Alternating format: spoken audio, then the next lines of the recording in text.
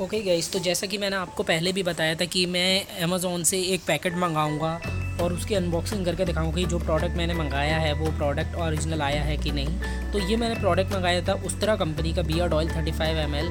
तो इसकी अनबॉक्सिंग अभी आप देख रहे हैं कि सेम टू सेम वही वो जो पिक्चर में दिखाया था वही उस्तरा ऑयल मेरे को रिसीव हुआ है।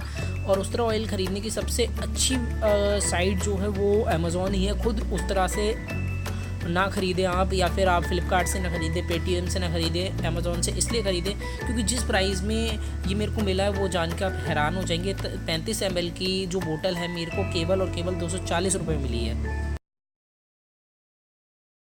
इस वीडियो को देखने के लिए आपका बहुत बहुत धन्यवाद। कोई और टॉपिक हो तो प्लीज़ मुझे कमेंट में बताइएगा। जय हिंद, वंदे मातरम।